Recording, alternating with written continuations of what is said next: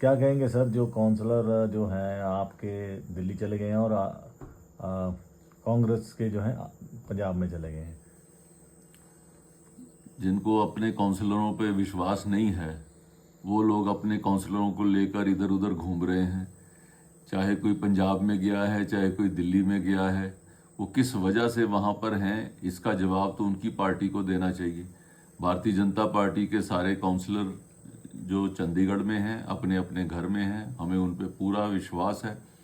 और इसके साथ ही साथ जो ये दोनों पार्टियों की ये आपसी मिली भगत क्या है कि उनके चुनाव का, मेयर के चुनाव का पर्चा भरने के लिए कांग्रेस का कोई व्यक्ति इनके साथ नहीं आता।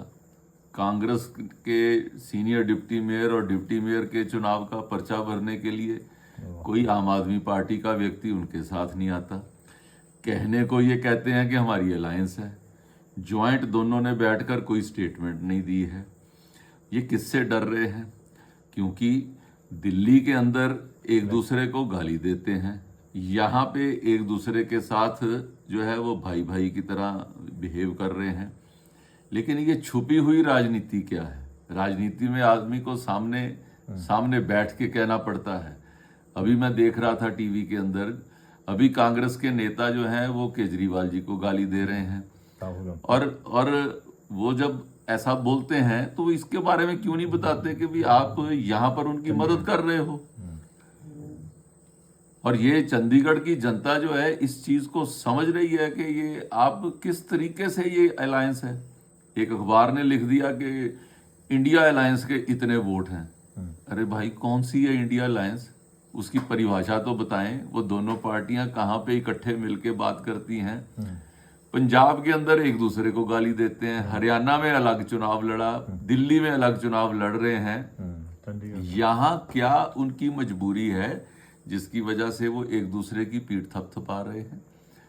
मुझे लगता है कि जिस ढंग से पिछले 11 महीने में आम आदमी पार्टी ने शहर को चलाया है, शहरवासियों में त्राही त्राही हो रही है। और जनता के जो डेवलपमेंट के काम थे, जो पार्षदों के काम थे, वो सब स्टैंड स्टिल हो गए हैं, रुक गए हैं। और आज हर काउंसलर ये चाहता है कि भारतीय जनता पार्टी का मेयर बने और चंडीगढ़ जो है वो अपना जो शहर है वो वापस उस पटरी के ऊपर आए ताकि इसका विकास का काम तेजी से शुरू हो। और मुझे विश्वास है कि भारतीय जनता पार्टी का मेयर, सीनियर डिप्टी मेयर और deputy mayor Bharatiya Janata party के कार्यकर्ता बनेंगे। पर संख्या नहीं है, फिर भी आप कह रहे हैं बने, तो कैसे होगा?